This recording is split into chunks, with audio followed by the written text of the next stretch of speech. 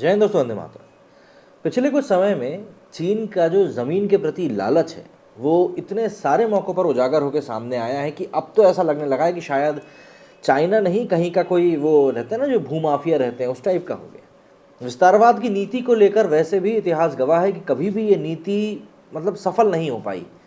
जब भी किसी देश ने अपनी विस्तार करने की कोशिश करी है तो कहीं ना कहीं लड़ाई झगड़े हुए ही। विस्तार के अलावा यदि आप अपने देश में विकास को लेकर काम करें तो शायद वो ज़्यादा सही रहेगा। जब पिछली बार गलवान घाटी में हिंसा हुई थी तब ये माना गया था कि क्योंकि चाइना में सरकार को लेकर अनरेस्ट हो रहा है, इसीलिए जनता का ध्यान भटकाने की इस प्रकार की गतिविधि करी गई।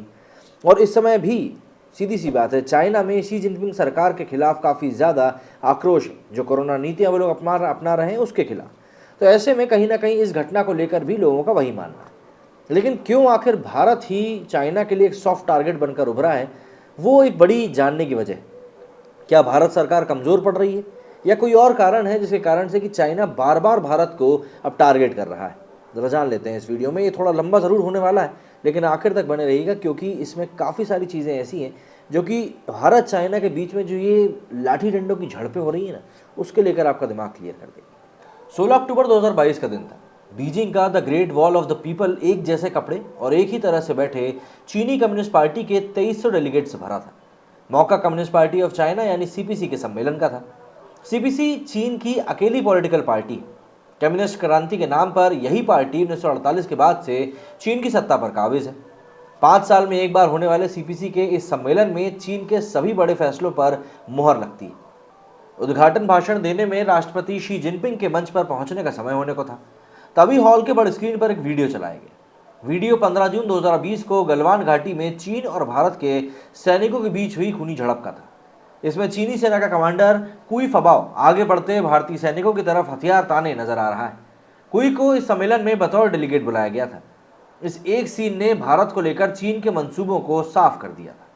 इसका मुजाहिरा 9 दिसंबर की रात को अरुणाचल प्रदेश के तवांग में हुआ, जहां चीनी सैनिकों ने एलएसी पार कर भारत में घुसपैठ करने की कोशिश करी। अब आज के इस वीडियो में हम लोग यही बात करने वाले हैं कि भले ही भारतीय सेना ने चीनी सैनिकों को वापस खदेड़ दिया हो, लेकिन जिनपिंग का एक स्ट्रेटेजिक मूव है जो कि 2027 तक युद्ध में भी बदल सकता है, क्योंकि इनकी ये हरकतें कम नहीं हो रही हैं बल्कि दिनों दिन बढ़ती ही जा रही हैं। शुरुआत करें 1949 में, तो 1949 में चीन के नेता माओ ने कहा था कि हथेली और जो 5 उंगलियां हैं उन्हें वापस लेना चाहिए। हथेली का मतलब तिब्बत और 5 उंगलियों का मतलब है लद्दाख, सिक्किम, अरुणाचल प्रदेश, भूटान और नेपाल। 2 साल बाद 1951 में चीन ने तिब्बत पर हमला करके उसे अपने कब्जे में ले लिया। 1962 की जंग से पहले भी 1959 में से चीन ने भारत के साथ ऐसी छोटी छोटी झड़पें करनी शुरू कर दी थी। इसके बाद 1962 में भारत पर पूरा का पूरा युद्ध थोप दिया। 1961 की गर्मियों में चीनी सेना ने मैकमोहन लाइन पर गश्त शुरू कर दी। इस दौरान वे कई जगहों पर भारत के इलाकों में घुसने लगे। हालांकि चीन कहता रहा कि उसकी सेना अपने ही इलाके में है। जवाब में भारत ने चीनी सैनिकों से आगे जाकर चौकियां बनाने की नीति अपनाई ताकि उनकी सप्लाई को रोका जा सके और वे वापस लौट जाए। इसे फॉरवर्ड पॉलिसी कहा गया। 10 जुलाई 1962 को 350 चीनी सैनिकों ने चुशुल में एक भारतीय चौकी को घेर लिया। लाउडस्पीकर पर दोनों ओर से बहस शुरू हुई तो सैनिक कहीं पीछे चले गए। अगले 3 महीनों तक ऐसी घटनाएं होती रहीं, लेकिन इसके बाद 20 अक्टूबर को चीनी सेना ने पूरे के पूरे सरहदी इलाके में भारी हमले शुरू कर दिए और यहीं से भारत चीन युद्ध की शुरुआत हुई। 2013 में जिनपिंग राष्ट्रपति बने। इसके बाद वो माओ की हथेली और 5 उंगलियों की पॉलिसी को तेजी से लेकर आगे बढ़ रहे हैं।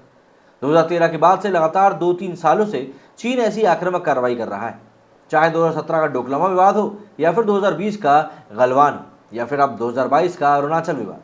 ये जो झड़पें हैं इन्हें छोटे तौर पर नहीं लिया जा सकता। ये एक ट्रेलर भी हो सकती है और आने वाले वक्त में चीन भारत से युद्ध की हद तक जा सकता है, और इसके लिए कुछ एक मजबूत वजह भी हैं जो कि साफ तौर पर दिखाई दे रही हैं। सबसे पहले तो ताइवान के मुकाबले भारत एक ज़्यादा सॉफ्ट टारगेट है। दरअसल मोटे तौर पर चीन को 3 मोर्चों पर मिलिट्री एक्शन का सामना करना पड़ सकता है। पहला ताइवान, दूसरा दक्षिण चीन सागर और तीसरा एलएसी पर भारत से। इनमें पहले दोनों मोर्चों पर चीन के किसी भी एक्शन पर उसे सीधे अमेरिका, जापान, ऑस्ट्रेलिया की साझा ताकत से युद्ध करना पड़ सकता है। वहीं चीनी सेना भारत को लोनली गन मानती, यानी भारत पर हमले की कंडीशन में उसे अमेरिका समेत पश्चिमी देशों का साथ जुटाने में समय लगेगा। ऐसे में अगर चीन को अपनी सेना की ताकत दिखाकर दुनिया को धमकाना पड़े तो भारत ही उसके लिए सबसे सॉफ्ट टारगेट है। जिनपिंग की ताज़ा कोशिशों के पीछे कुछ और बातें समझ में आती, जैसे कि अमेरिका के राष्ट्रपति पद पर जो बाइडेन का होना जिनपिंग के लिए सबसे अच्छी कंडीशन हो सकती है। जिनपिंग का मानना है कि बाइडेन भारत के साथ युद्ध की स्थिति में फौरन कोई फैसला नहीं ले सकते। दूसरा, अगर अमेरिकी सेना युद्ध में शामिल होने का फैसला कर भी लेती है तो अमेरिकी सैनिकों और इक्विपमेंट को इतनी ऊंचाई वाले स्थानों पर ले जाना इतना आसान नहीं होगा। इसके अलावा रूस यूक्रेन युद्ध के दौरान मोदी सरकार ने सीधे सीधे अमेरिका और यूरोपीय देशों पर भरोसा करने के बजाय बीच का रास्ता अपनाया। इससे चीन को लगता है कि भारत पश्चिमी देशों को तेजी से लामबंद नहीं कर पाएगा। इसके अलावा चीन का मानना है कि भारत से युद्ध की कंडीशन में रूस अगर उसका साथ नहीं देगा तो भारत को सीधी मदद भी नहीं करेगा। वैसे भी रूस अभी यूक्रेन युद्ध में खुद फंसा हुआ है। इसके अलावा पाकिस्तान भी एक बड़ा कारण है। दरअसल चीन पाकिस्तान को भारत के खिलाफ दूसरा युद्ध मोर्चा खोलने के लिए राजी कर सकता है। इसके अलावा राष्ट्रपति शी जिनपिंग चीन की इकोनॉमिक और जीरो कोविड पॉलिसी को लेकर इस समय काफ़ी दबाव में। इसको अगर हम समझें तो सबसे बड़ी जो चुनौतियां उनके सामने हैं उनसे निपटने के लिए वो भारत के खिलाफ एक सीमित युद्ध छोड़कर पूरे देश को अपने पीछे खड़ा करने की कोशिश कर सकते हैं। दरअसल जिस तरह से बैंकों का 17.5 लाख करोड़ का घाटा हुआ है, दुनिया की जानी मानी investor banking service UBS group AG के मुताबिक चीन में रियल एस्टेट में आई गिरावट के चलते देश के बैंकों को 212 अरब डॉलर मतलब करीब 17.5 लाख करोड़ रुपए का घाटा हो चुका है। तो ये सब चीज़ें कहीं ना कहीं चीन को एक नेगेटिव पॉइंट देती। लेकिन यहाँ पर एक सबसे बड़ी बात ये हो रही है कि भारत में अमेरिका के राजदूत रह चुके केनेथ जस्टर ने मार्च 2022 में एक टीवी शो में कहा था कि क्वाड यानी कि अमेरिका, जापान, भारत और ऑस्ट्रेलिया के बीच नौसैनिक और कूटनीतिक गठबंधन से जुड़ी प्रेस रिलीज या बातचीत में भारत चीन का जिक्र नहीं चाहता। भारत सीधे सीधे चीन को पोक करने को लेकर काफ़ी ज़्यादा चिंतित भी रहता है।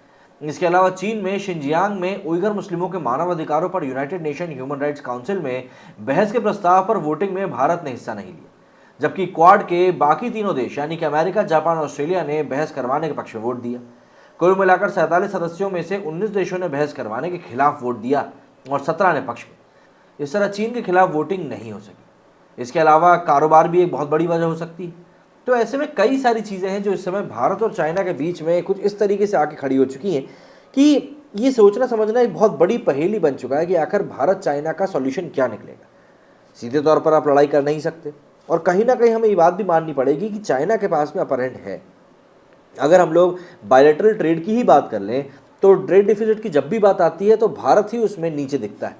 चाइना की तरफ से जिस प्रकार का कारोबार होता है वो काफ़ी ज़्यादा एग्रेसिव होता है और वहाँ की कॉस्ट को बीट करना भारत के लिए एक बहुत बड़ी चुनौती है। अगर आप आज की डेट में सोचें कि आप मोबाइल मैन्युफैक्चरिंग को पूरी तरह से चाइना में बंद करके भारत में शिफ्ट कर दें तो कहीं ना कहीं प्राइस में अंतर आएगा ही और भारतीय कंज्यूमर प्राइस को लेकर काफ़ी ज़्यादा स्केप्टिकल रहता है। तो ऐसे में कंपनी अभी घाटा उठाने के लिए तैयार नहीं रहती। हाल के दिनों में हालांकि जिस तरह से चीनी कंपनियों के ऊपर छापे पड़े हैं ईडी के, कई हज़ार करोड़ रुपए के घोटाले या फिर टैक्स के गबन का भी मामला सामने आया था। तो ऐसे में एक दो नहीं बल्कि कई सारे ऐसे स्टेजेस हैं जहां पर कि चीनी और भारत आमने सामने दिखाई दे रहे हैं। लेकिन उसके बावजूद भी भारत चाइना के लिए वाकई में अब एक सॉफ्ट टारगेट की तरह दिखाई दे रहा है। आपका इस बारे में क्या कहना है कमेंट करके ज़रूर बताएं। मेरे स्टूडियो में फिलहाल नहीं, जय हिंद, जय भारत।